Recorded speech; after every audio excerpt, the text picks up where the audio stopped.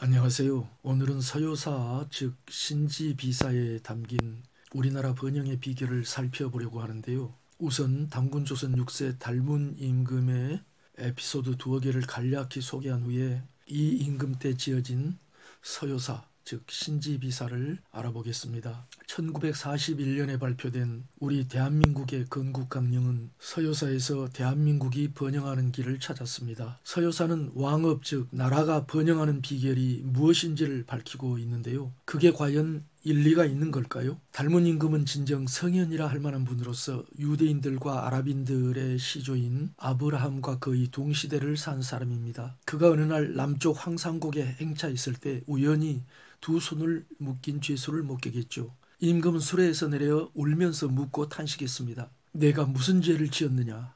세성인, 환인, 환웅, 당군 왕금 시대의 백성들은 그 성인들과 같은 마음으로 살았는데 내가 임금이 된 후로는 백성들이 제각기 다른 마음을 품으니 내가 슬퍼하노라. 백성의 주인 된 자가 어찌 하루인들 마음 놓고 편히 누울 수 있겠느냐. 제위 7년 천리마를 진상받았을 때는 이를 물리치면서 이렇게 말했습니다. 천자가 다니는 길은 일정하고 혼자서 다닐 수도 없는데 내가 천리마를 타고 홀로 먼저 어디에 가겠는가. 그리고 덧붙였습니다. 나에게 헌납하는 말을 받지 않는 것은 사방 어디서든지 와서 임금인 나에게 바치는 일이 없도록 하기 위해서다. 제위 35년 달문 임금은 상춘, 길림성 장춘시 9월산의 모든 왕들과 제후들을 모아서 삼신일체 상제 하나님께 큰 제사를 지냈는데요. 그때 모인 이들은 번조선왕, 막조선왕, 20명의 군왕급 칸들, 기타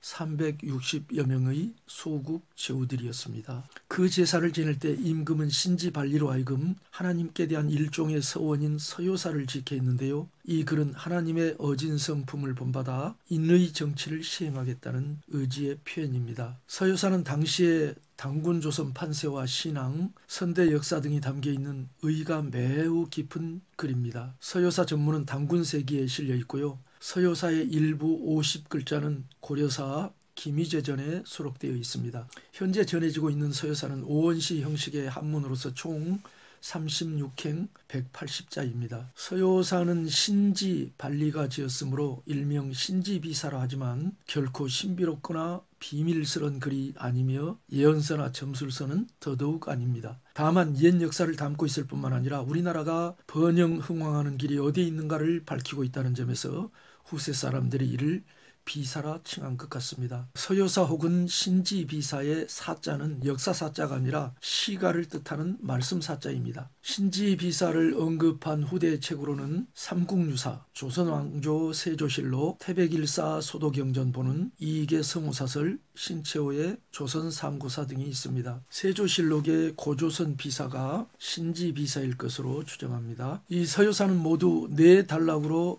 나누어질 수 있습니다. 첫 단락은 10글자로서 우리 민족의 나라들이 하늘의 하나님께서 세우신 나라임을 암시하고 있습니다. 둘째 단락 40자는 환국의 환인, 신시 배달국의 환웅임금 그리고 치유임금의 치적을 노래하고 있죠. 셋째 단락 110자는 당군 왕검으로부터 시작해 당군조선 왕조의 번영을 찬양하고 있습니다. 마지막 단락 10자는 나라가 번영하는 비결이 어디에 있는가를 명시합니다. 자, 첫 단락 10자는 다음과 같습니다. 조광선수지 삼신혁세림, 아침빛 먼저 받는 땅, 밝은 세상에 혹은 대대로 삼신께서 임하셨네. 여기 임하셨다고 표현이 있는데요. 상제 하나님이 땅에 혹은 사람에게 임하신다는 표현은 중국 고대사서 서경 등에도 등장하고요. 하나라, 은나라, 주나라 3대나 그 이전의 사상가들과 중국 민중의 의식 속에 보편적으로 존재하던 개념인 것 같습니다. 히브리 민족의 역사서에서도 하나님의 신이 임한다는 표현이 등장하고요. 그것은 히브리 민족의 통속적 관념이기도 했죠. 인도의 힌두교나 기타 민족들의 고대 종교 사상에서도 신의 임재 혹은 신의 나타남 개념은 일반적인 듯합니다. 하나님의 신, 성령이 사람에게 임하신다는 표현은 신약 성경의 보편적 개념이기도 하죠.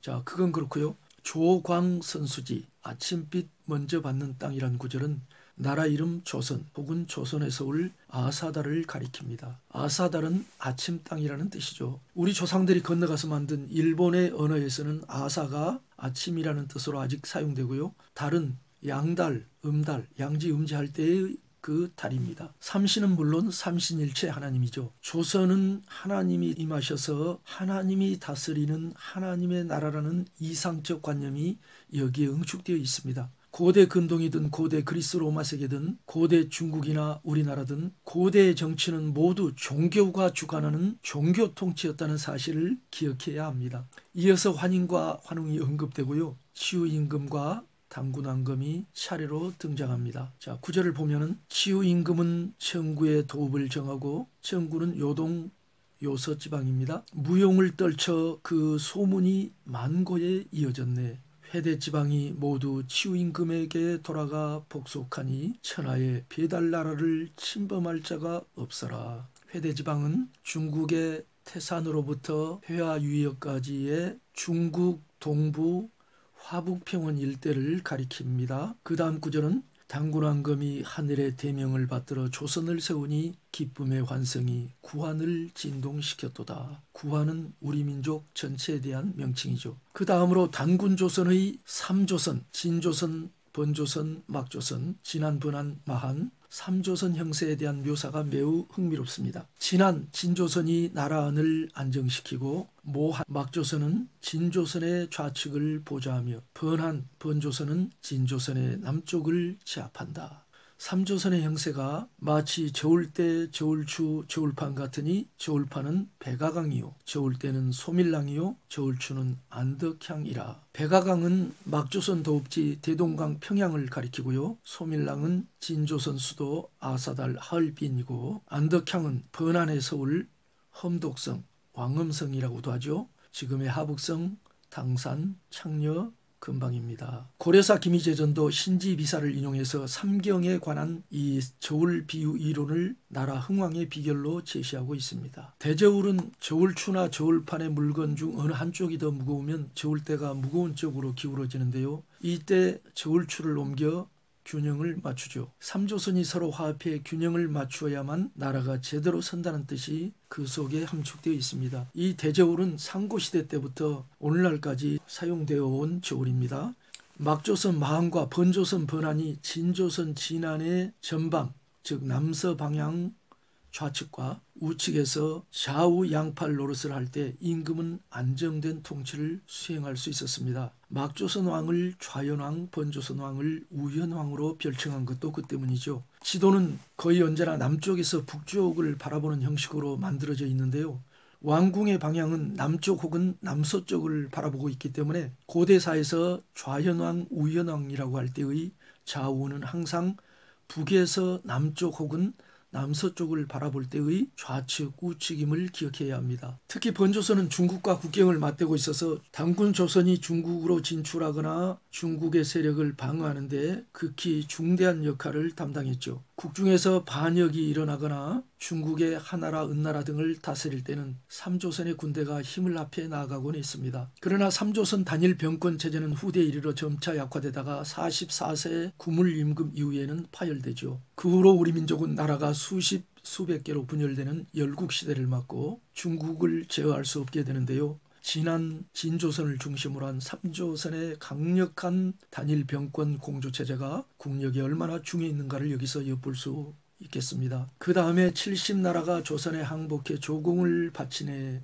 혹은 임금을 아련하네 라는 구절도 있습니다. 고려사 김희재 열전에서도 이 구절이 인용되어 있죠. 단군조선이 큰 제국이었다는 사실은 중국 사서 양서에서도 말하고 있는 역사적 상식이지만 서효사의 이 구절에서도 그 사실이 분명하게 드러납니다. 단군조선은 진실로 커다란 제국이었습니다. 그것이 분명한 역사적 사실입니다. 서효사의 끝부분 내행은 나라 흥왕의 비결을 밝힌 것으로서 다음과 같습니다. 영보사만의 왕업유흥룡 해석하면 사만의 의조음을 영구히 보존해야 왕업이 흥왕하고 융성해지니 흥패막위설 성제사천신 나라의 흥망성쇠를 말하지 말고 하나님 섬김에 정성을 다하라. 여기서 나라 흥왕의 비결을 두 가지로 나열하고 있죠. 첫째, 삼한이 위에서 말한 저울대, 저울추, 저울판처럼 서로 팽팽하게 도와주면서 균형을 유지하는 가운데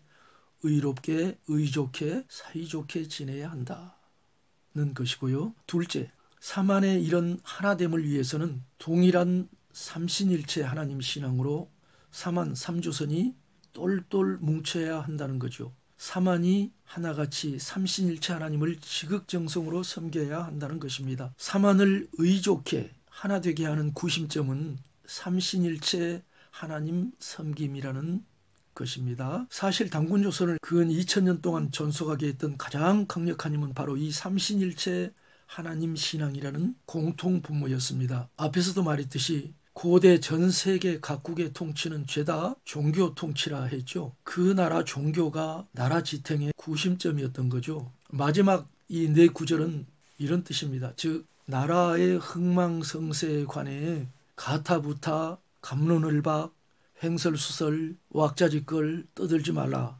오직 하나님을 섬기는 데 정성을 다하면 바로 그것이 나라를 흥하게 하는 길이다. 나라를 흥하게 하고 싶냐? 말로 떠들지 말고 행동으로 실천하라. 뭘 실천하랴? 삼한 삼조선이 다 함께 하나님을 섬기는 일에 정성을 다하라. 그리고 삼한이 서로 다투지 말고 삼신일체 하나님 신앙 안에서 서로 의롭게 의좋게 지내라. 그러면 나라도 왕업도 자연스럽게 흥하게 될 것이다. 이상이 바로 결론 부분 네 구절의 요지라 하겠습니다. 역사라는 것은 온고의 지신, 옛 역사를 알아서 그것을 거울 삼아 새 역사를 창조하는 데 중요한 의의가 있는 거지요. 서효사에서 우리가 대한민국 역사를 조망해 본다면 그것이 과연 대한민국 번영의 비결을 말하고 있다고 볼 수 있을까요? 대한민국의 흥망성쇠 망하느니 흥하느니 가타부타 갑론을박 횡설수설 왁자지껄 떠들지 말아라. 다만 하나님을 섬기는 데 정성을 다해라. 그러면 대한민국이 흥하게 될 것이다. 분명히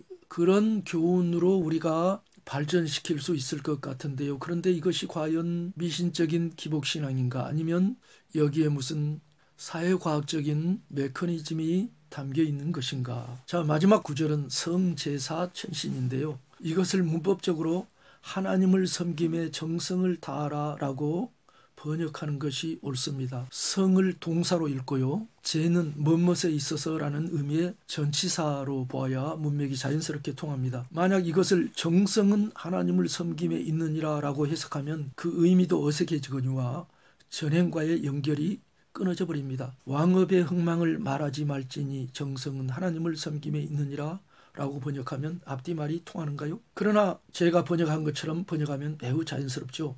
왕업의 흥망을 말하지 말고 다만 하나님을 섬기는 데 정성을 다하라.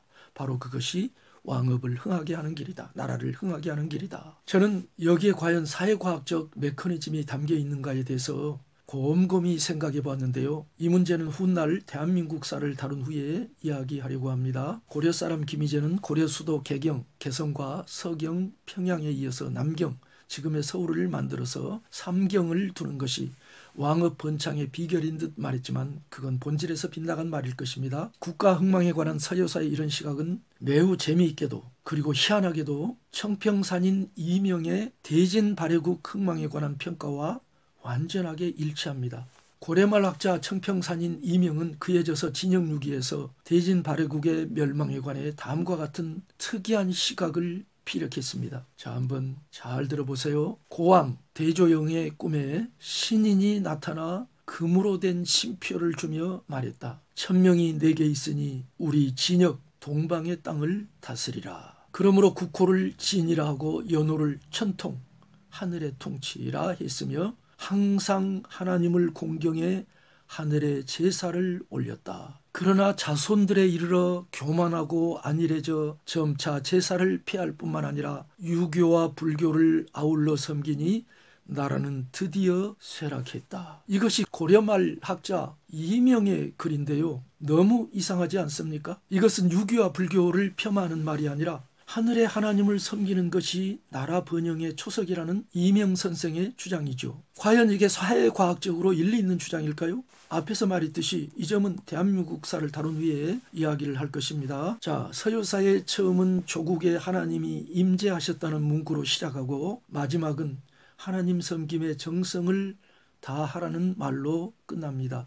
수미일관, 하나님 신앙이 점철되고 있죠. 대한민국을 세운 우리의 선배들은 1941년도에 만든 대한민국 건국강령에서 이 서효사 신지비사의 두 구절 수미균평이 흥방보태평, 이 두 구절을 다음과 같이 인용했습니다. 우리나라의 건국정신은 삼균 제도의 역사적 근거를 두었으니 선민의 명명한 바 수미균평이 하면 흥방보태평이라 하였다. 이는 사회각층의 지력과 권력과 부력의 가짐을 고르게 하여 국가를 진흥하며 태평을 보전 유지하려 함이니 홍익인간과 이화세계하자는 우리 민족의 지킬 바 최고의 공리임, 이렇게 말하고 있어요. 홍익인간은 인간 세상을 널리 이롭게 한다는 뜻이고요. 이화세계라는 말은 세상을 진리로 다스려 변화시킨다는 뜻입니다. 자, 우리 대한민국 임시정부 건국강령이 인용한 수미균평이 흥방보태평은 무슨 뜻인가 하면은 수미균평이 머리와 꼬리의 위치가 평평한 균형을 이루면 흥방보태평, 나라를 흥하게 하고 태평을 보장한다는 뜻이죠. 서효사의 그 앞 구절들에서 저울추, 저울판, 저울대의 비유를 들었죠. 이것은 저울추, 저울판이 앞뒤로 평평한 무게균형을 이루어서 저울대의 머리와 꼬리 위치가 평평하듯이 사만 전체가 서로 화목하며 임금으로부터 말단 백성에 이르기까지 수미, 머리와 꼬리 고루 잘 다스려져서 잘 살게 되는 태평성세를 가리킵니다. 대한민국 건국강령에 나오는 이 삼균제도는 나중에 대한민국사에서 다룰 것인데요. 건국강령에 나오는 지력은 전 국민에게 균등한 교육의 기회를 부여해 국민의 지적 수준을 높이자는 것이고, 권력은 민주주의를 실현해 전 국민이 평등한 권리를 누리게 하자는 것이고, 부력은 전 국민을 경제적으로 고루 잘 살게 하자는 것입니다. 오늘날 우리 대한민국에서 이것이 어느 정도 이루어졌죠? 대한민국 건국강령 건국이념을 만들 때 우리나라 건국의 선조들이 이 서효사의 구절을 인용했다는 것은 무엇을 의미할까요? 감사합니다.